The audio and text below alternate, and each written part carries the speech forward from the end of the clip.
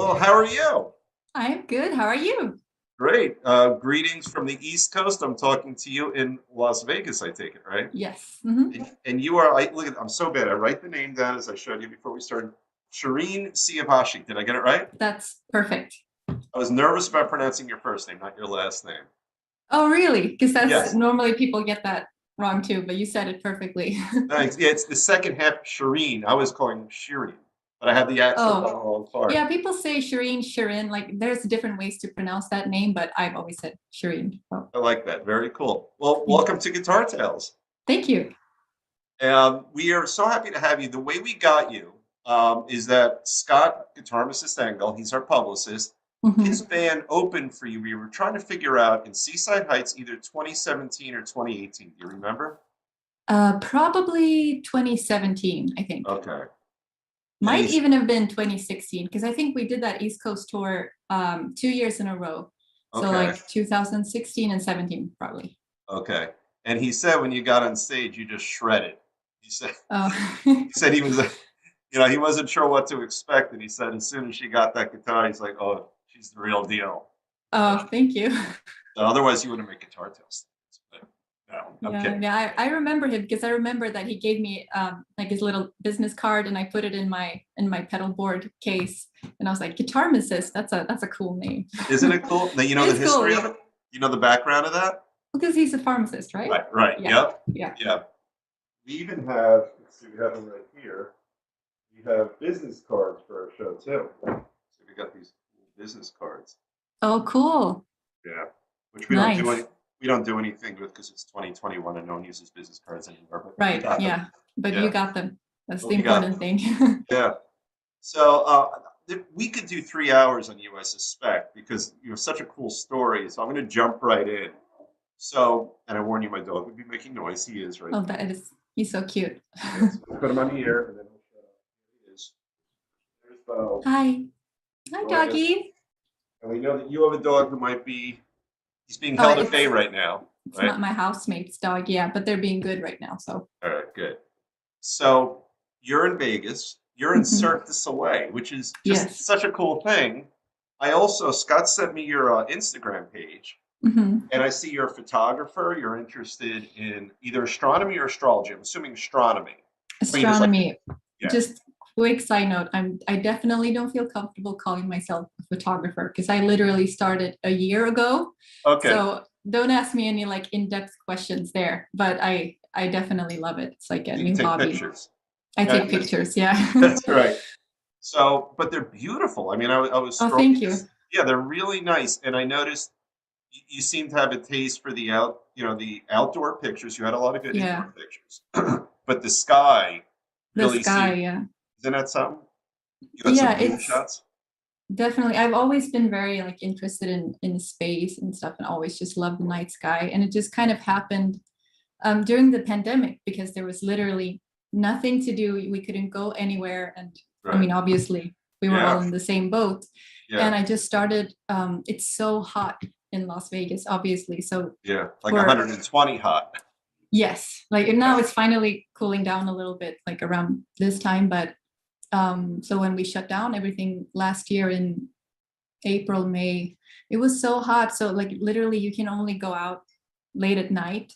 And Right. I noticed a lot of, like, wow, it's so beautiful. And I started wanting to take photos of it and it just turned into a thing. And now it's like my second hobby.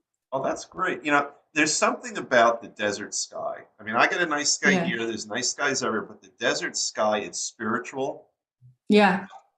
You ever read It's Carlos Castaneda? no, I mean I have heard the name, but I haven't read. He's a bit of an old hippie, but he would do lots of drugs in the desert. But but he talked about the desert and just how beautiful and spiritual it is. Yeah. Yeah. Mhm. And are you now the pictures? I think I saw in one of them. You're not just using your iPhone or whatever phone is. You've got a Sirius SLR, right? Yeah, exactly. So I only have one camera and I got that one. My brother is a photographer, so he helped me Okay. pick something out that was like cheap enough, for somebody that's new, but that still Sure. would do a good job. So I just got a Canon Rebel T7. That's a very nice camera. Yeah. It's a nice camera, and then I just started exploring as much as possible with that. And I got my best friend gave me a tripod That's a big so that I difference, can, right? big difference. Yeah. If you want to take pictures of the night sky. And I've been just diving into learning how to like stack photos and stuff like that to reduce noise. And so it's a whole new world for me, but it's so much fun. That's great. And I saw you had some pictures where you do the extended exposure so you can get the star trails going across. Yeah, That's good stuff. exactly. Yeah.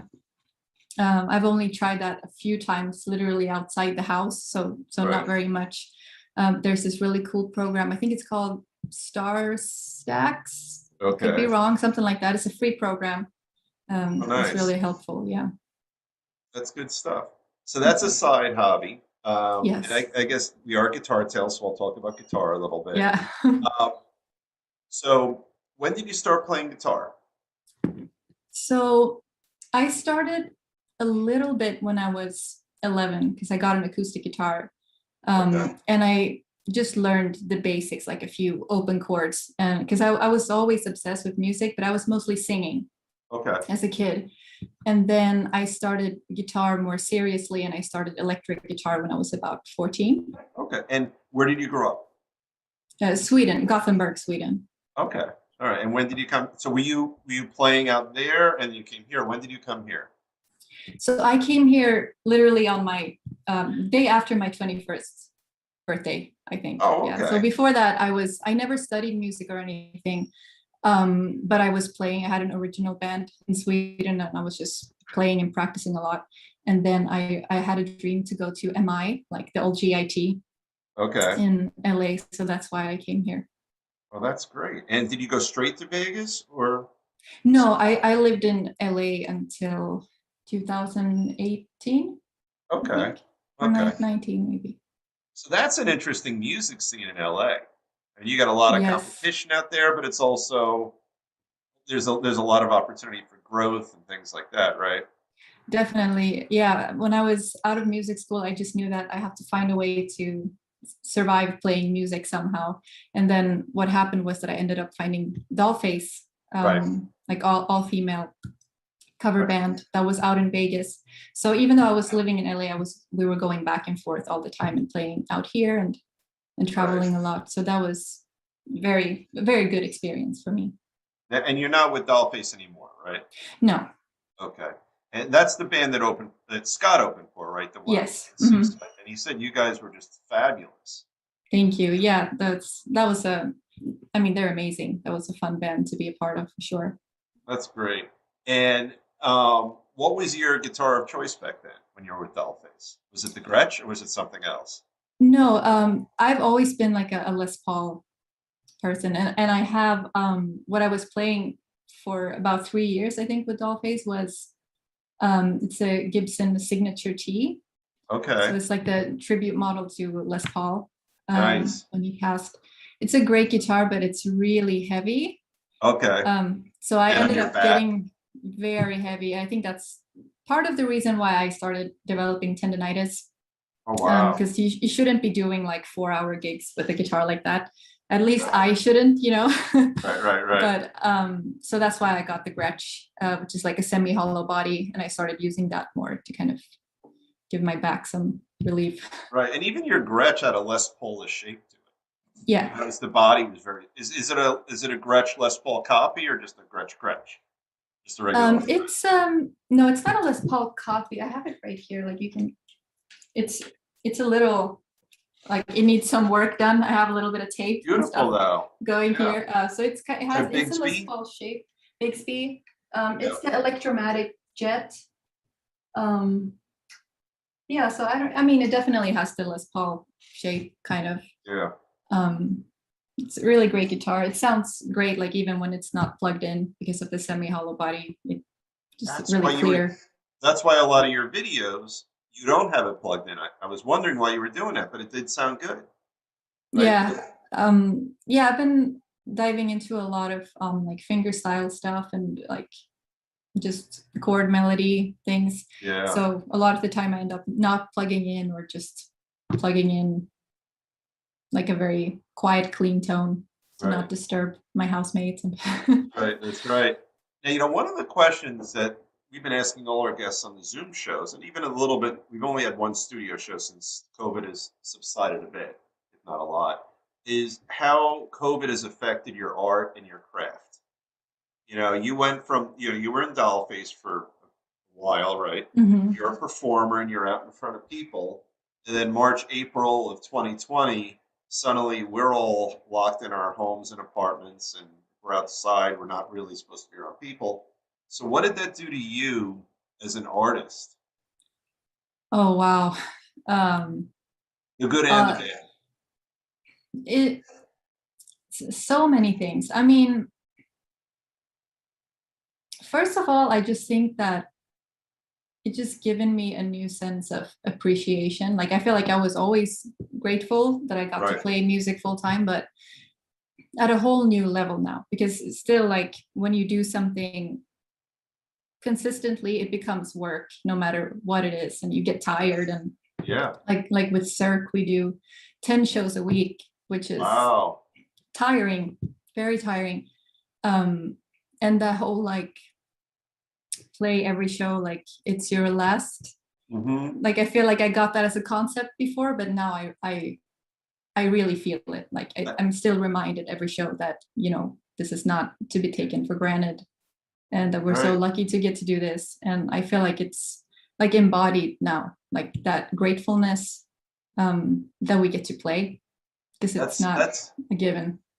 that's really something. And you're right. I mean, you could do a show tonight, and then we could suddenly hear that all the COVID cases started spiking, and then Mhm. corporate says, you know what, we got to shut down for 3 months until things quiet down, Exactly.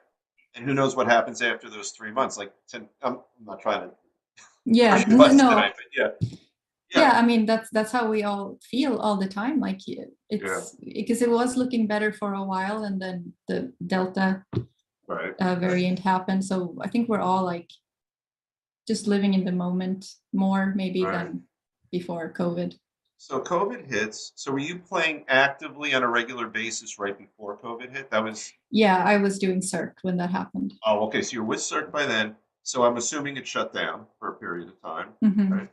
So what did you start doing with yourself? We know about photography, which is a wonderful outlet. What about your guitar? What did that do to your guitar playing?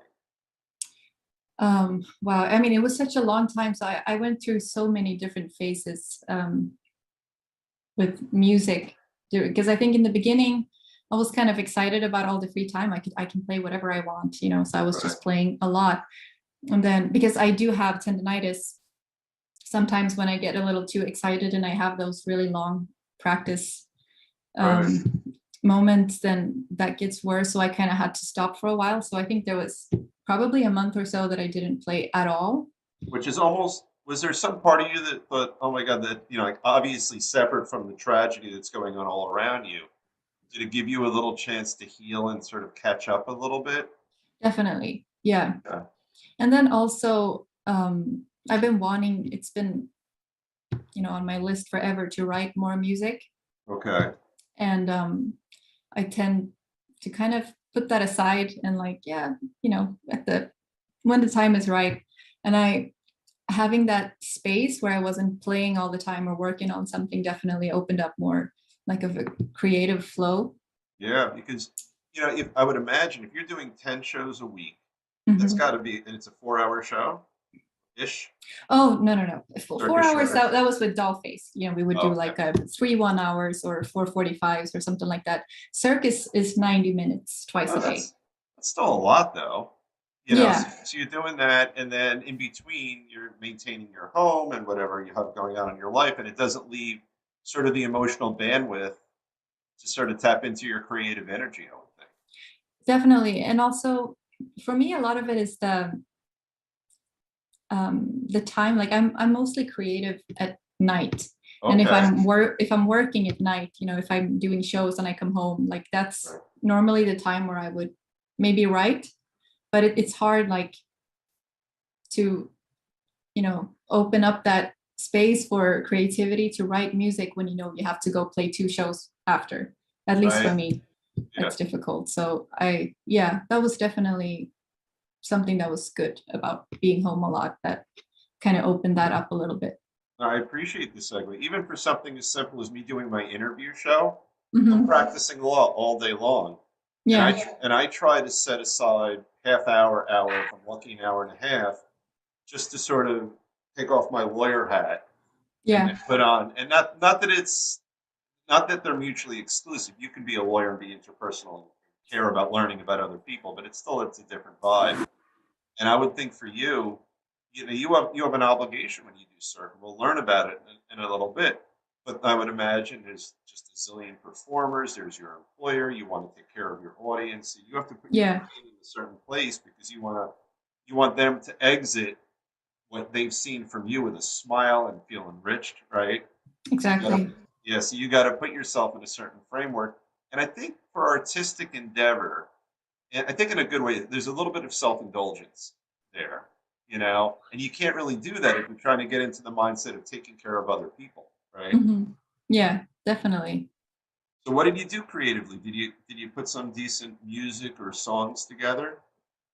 I if it's decent or not, I can't tell. But well, my favorite thing that I did this whole time was I went to LA for a month Okay. and just basically stayed at home in my best friend's apartment, and we because she's a singer, she's an amazing singer.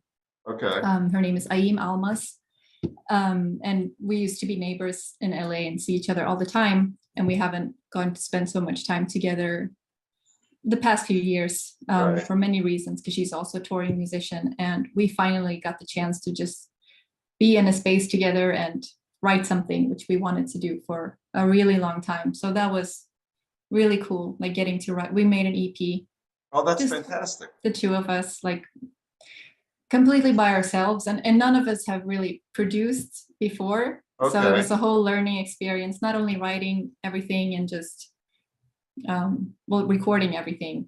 I was Right. just on YouTube trying to figure stuff out because I've never learned anything about that. So it was cool. It was fun That's because really good. So yeah, what was your software and hardware that you used to record? Logic Pro and literally this little Focusrite Scarlett, and that was it. And I That's it. used I had my Gretsch, and Right. I used she had an acoustic guitar that probably hadn't had strings changed for at least like 5 or 6 years, Oh, that's funny. something, and we used that one. So it was really not a very high end recording. There was a lot of we did what we could with what we had, and there was a certain charm to it, I think. Well, that we just the last show I just taped was with Steve Conti, and we were talking about the difference between the modern style of recording and the more old school stuff, where there's Hmm. all this beauty. Like, you know, he was talking about the fact that in the old days, if the guitars weren't digitally tuned, it's almost there's something beautiful about that. If the, you know, not I Yes. don't mean badly out of tuning, nor did he, but if the guitar just isn't perfectly tuned, if your intonation is Yeah. much off, it adds something special. So even 5-year-old strings, there's something we all know what they sound like, right? Yeah. And maybe there's something warm about that, you know, when they're not as Definitely. crisp, you know, and you're in an apartment or a house wherever you are, and the acoustics. I don't know if you can't plug right into a board unless the acoustic had a mic in it, but you know, Yeah. you get the acoustics of the room, which is nice. That's good Hmm. stuff. And Yeah, I then, mean, I love that stuff. Like all of my favorite players are not necessarily those perfectionists. Like I'm a huge fan of Gary Moore, for okay, instance, who, is very, very raw, and like there would be a lot of open strings, you could hear in his playing. It yeah, wasn't always perfectly clean, but yeah, so powerful in a yeah. way. It is. I like that. Even look at the Stones. I mean, they were as sloppy as you can get live, but they're wonderful. Yeah, You know. yeah, And Mick doesn't even have a good voice, and he has a great voice at the same time. exactly. You Yeah. know? And Keith has a shitty voice. He has a great voice at the same time. You know. Yep, very true. So I'm going to hit your chronology a little bit now. So you're with Dollface. The pandemic hits. You have to stop for a period of time. When things open up, I'm sorry, no, you were Dollface before Cirque. When Yes. let's talk about the segue from if it is straight from one to the other, from Dollface to Cirque, or was there something in between? No, it was straight and very quick. So that is, it's such an interesting story. You know, we've had so many folks on Guitar Tales who have neat backstories, but Cirque is just this legendary troupe, you know, Yeah, that's just been around, I would guess 30, 40, 50 years at this point. I think so. Yeah. So did they come knocking on your door? Did you go knocking on their door? How did that work? So they had been knocking on my door for a few years. Oh, really? As a Yes, because so basically the role that I'm playing as the guitarist in the show is for a female, and Right. I guess that there aren't, as we know, as many female guitar players around as there are males. So, and they knew of me from Dollface when I Okay. started Dollface in Vegas, because I guess they were keeping their, Yeah, they, they were looking for options in case, like they needed an on-call or something. So they reached out to me the first time, right when I started Dollface, so like 2015, about an on-call position. But since I was living in LA, it wasn't really possible, and that was kind of the deal. And they reached out to me a few times, and I was still in LA, so it was just never working out. so But this time, you were legitimately playing hard to get. You weren't even faking it, no, right? yeah, Yeah. and also, to be honest, I really didn't know much about Cirque then. Right. Like, I had never seen a Cirque show. I didn't know, it was not a big thing in Sweden. Like, I had never really Right. heard of it, and then I Right. heard of it when I came to Vegas. So I think I even though I knew it was big, I didn't quite understand, Right. what it was. And I was just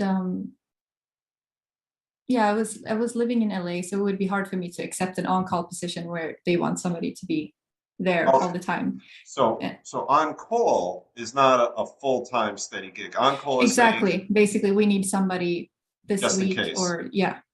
Right. Um, so we were always in touch Right. because of that. So they had me like in their email list and stuff. Right.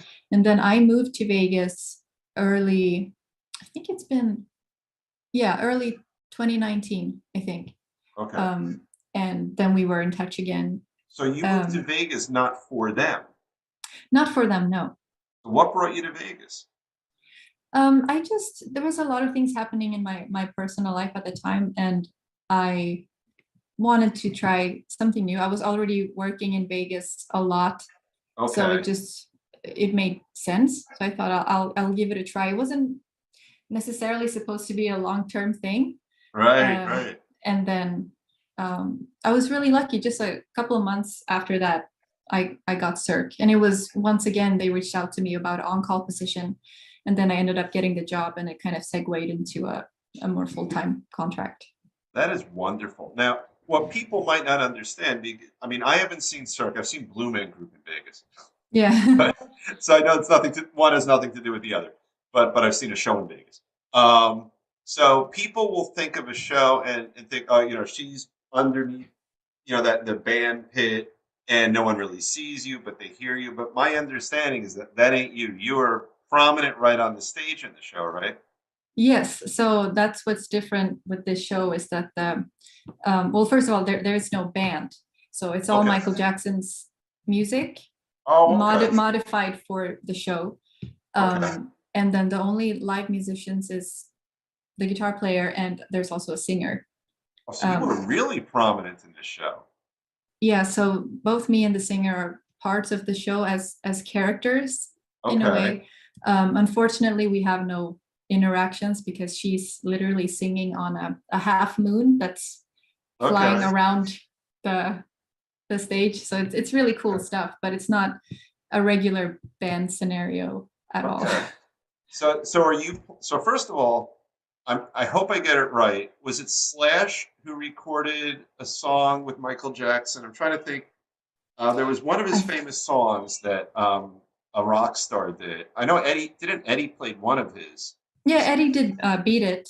Right, and I thought And Slash might that have done one too. that's Maybe not. very, very possible that Slash did. I don't want to say what song he did because I don't know. Could probably look it up. But Yeah.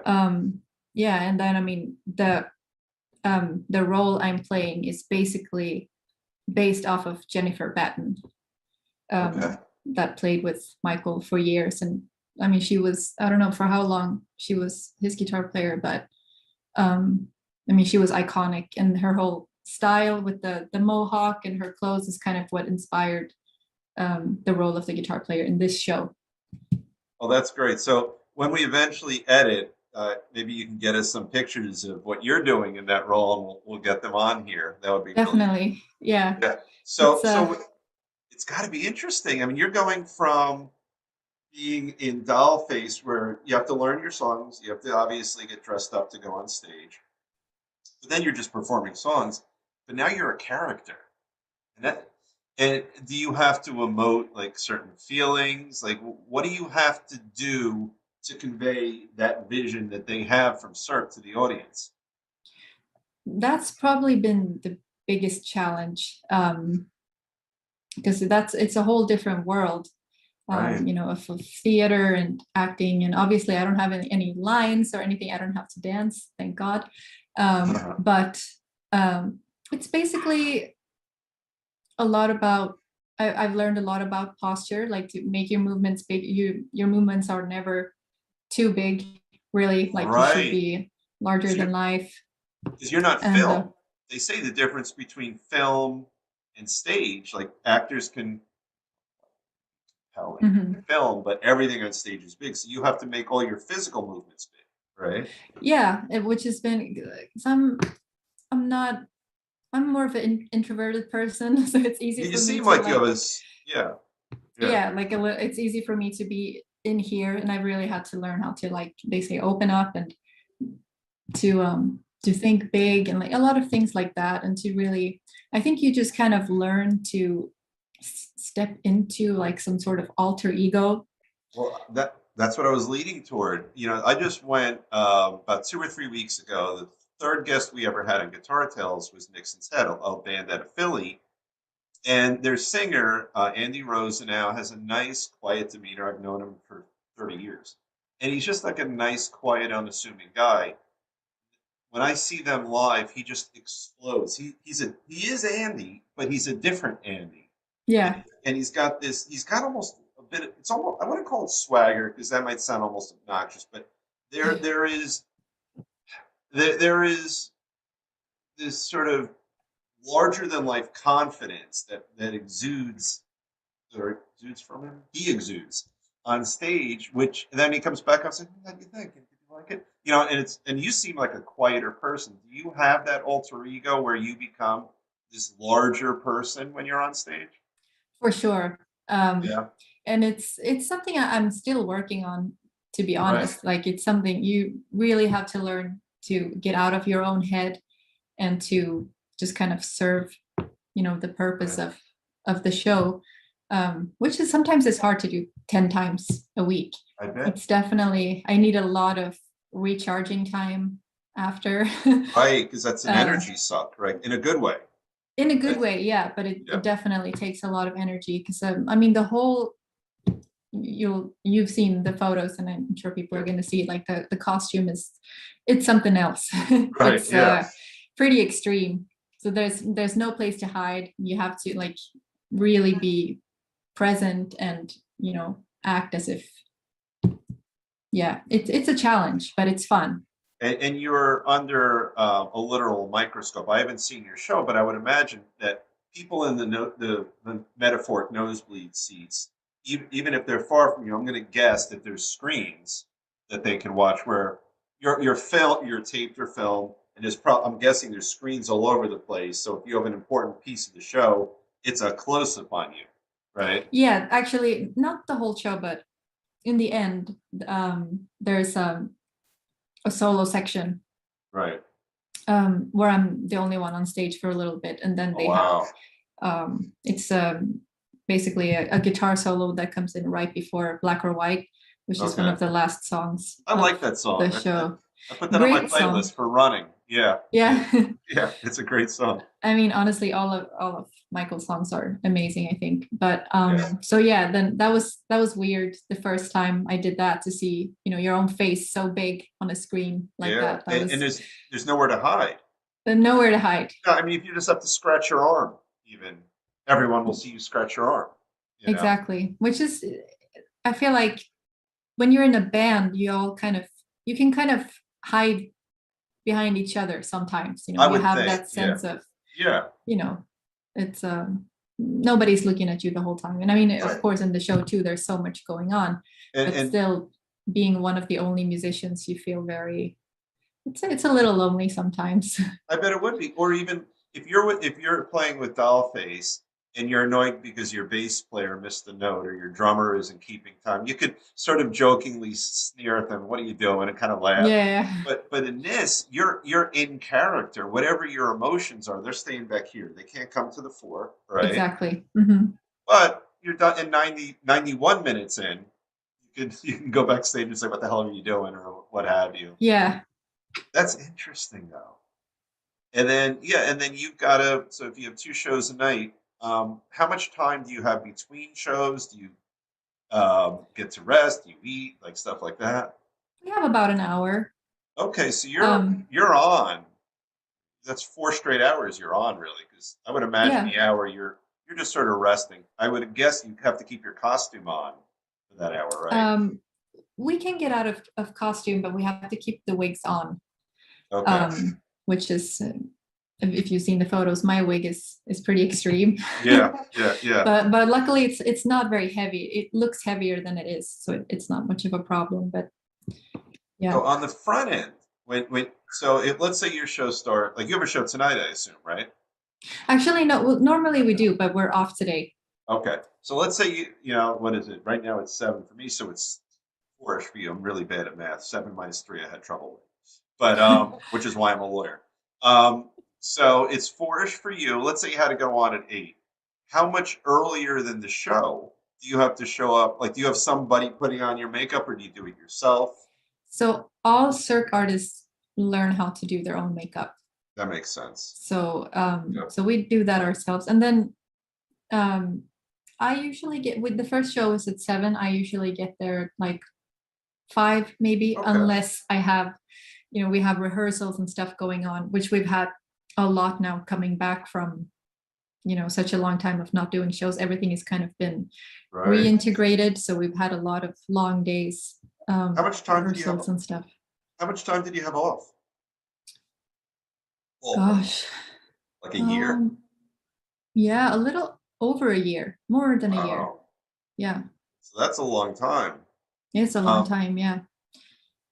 did you feel, in the first handful of shows, let's call it like the first week that you were back, did you feel like your batteries were supercharged because it had been so long? No. Actually, no, not at all. I think Nervous? it's nervous for sure. Yeah. It was just a lot of getting used to. I mean, it's been like being in a cocoon in a way Mhm. for so long. And like, even if you've seen people, and like when they reached out to me again, I was in Sweden with my family. So I had Right. to come back pretty quick and prepare. Right. But, and then going from, a year of isolation in many ways into just lots of people, bright lights, loud Yeah. music, there's pyro, everything. I definitely feel like it was, yeah, it takes some getting used to, I for bet. sure, like getting And, back into that. But now I think we're all starting to get and, used to and it again. and then you had the same issue, I would guess, that if you were just either a regular person or a little, if you trend a little introverted, right?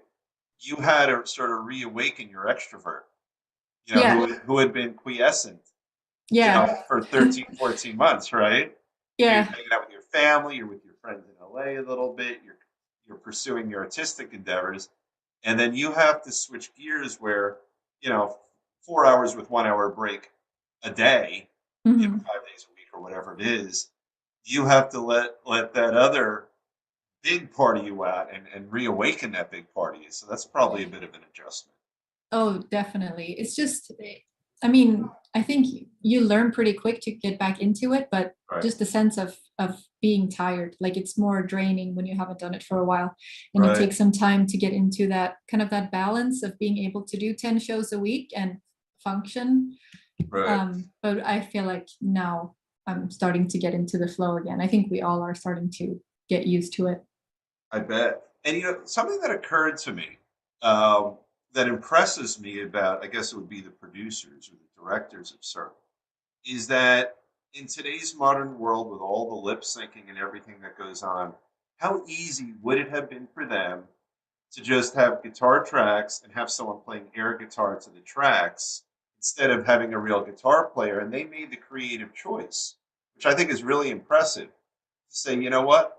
We want a real guitar player to really play guitar because for such a theatrical show, it just would have been effortless for them to get someone, to pretend to play guitar and just all they would have to learn how to do is make it look like they were really playing. And they Yeah. didn't do that. And that's pretty cool, you know? Yeah.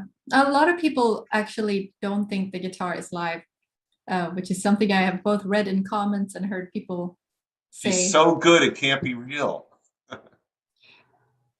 That's what I tell myself. I say that's why they think so. Right, right, right, But right. yeah, and then I think it's just, yeah, because it is There's not so another way to extreme, interpret it. everything. There is not another way. If you think about it, if you sucked, they would say, "Oh, she's real."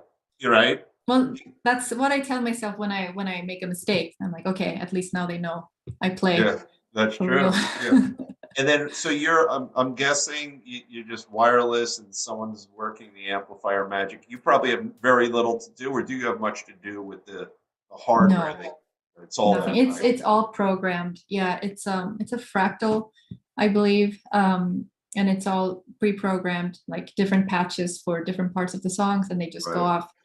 And I even have, because there's so much going on and you have to make certain things on time. There's, guitar techs standing by backstage that helps switch guitars and stuff like right. that. Because I don't know if you know, but in Beat It, we have a pyro guitar. So at the end Okay, of the Beat It solo, it shoots pyro. okay. So there's a lot of like extra little things that needs to be taken care of. And then even like the text, if you break a string, if you go a little out of tune, that they've got probably the most amazing staff of folks to take care of all Yeah, that, yeah, right? they're amazing. Yeah, to make sure it's always in tune, that everything is, yeah. That's really cool. Well, what do you have next going on? So you have this for the immediate future. What about your creative endeavors? Do you have any of that you're working on now? Um, Lately, I've just been, whenever I've had time, which hasn't been much, Right. is to just, I've been recording a little bit of guitar for some different projects, like mainly friends, bands, and stuff like Okay. that. So not really my own music, but I still get to be creative, Yeah. and adding a little bit to other people's music. And then the beginning of next year, I'm probably going to go to LA for a while, once again with my best friend. And then we did that EP. We're going to try to possibly create a full-length album and That'd be have it great. properly recorded this time with some of our Yeah. other friends. So That's yeah. fantastic. Now, if people want to find you, where do they go on social media? Just your name is unique enough, and I've been hesitating Yeah. to say it. Shireen, did I get it right this time? I got it right Yes. again. All right, Shirin Siavashi, and it'll probably be all over the screen. But Shirin. Last name is Siavashi. I know you're Yes. on Instagram. Hmm. You're probably too young to have a big presence on Facebook because only old farts like me are on Facebook. Are you on Yeah, Facebook at all? I am on Facebook. I used to have an artist page on Facebook, but I removed that because I felt like it wasn't doing any Yes. good. I'm not on Facebook very much, but I do It's like use vinyl at Instagram. this point. Yeah, Yeah. yeah. Although vinyl is cool again. I know it's coming back. It's coming back. I know. Again, our guest last week, Steve Conti's his album's coming out on vinyl, which I think is fabulous. Yeah, I think a lot of bands are coming up with stuff on vinyl now. Yeah, But yeah, basically, I would say Instagram is the best place. That's where I'm the most active. I do have a website, which I have not been very good at updating. right. I don't think Um, anyone does these days. You know, yeah, it's kind of I something has to replace that for creative endeavors. I mean, Instagram obviously does, and other yeah, sites do, but I go through these phases where I'm like I delete Instagram and I'm not on there for a few months because yeah, um, don't necessarily like social media very much, but then I go back into it, and it is great, like for so many things Yeah. to find. I've found so many great musicians through social media and stuff like that. So Social media saved all of us during COVID in terms that, of yeah, connecting. for sure. Yeah, I mean, we're able to take our private lives and at least share with friends in a way we used to in person. So Yeah, just have to figure out how to not be in our phones more than an hour a day or what have you. You know, exactly. effort. Well, I got to tell you, this has been so much fun. I'm looking at my clock. We've actually been chatting almost 45 minutes. You know, it feels Oh, like that didn't feel like that at all. no, it usually doesn't because you get to meet new people and we chat about stuff. It's really nice. So I want to thank you so much for joining us. Oh, thank you. This was a lot of fun. I enjoyed it too, and we can't wait till it airs. Have a good night. Good night. Thank you. Thank you.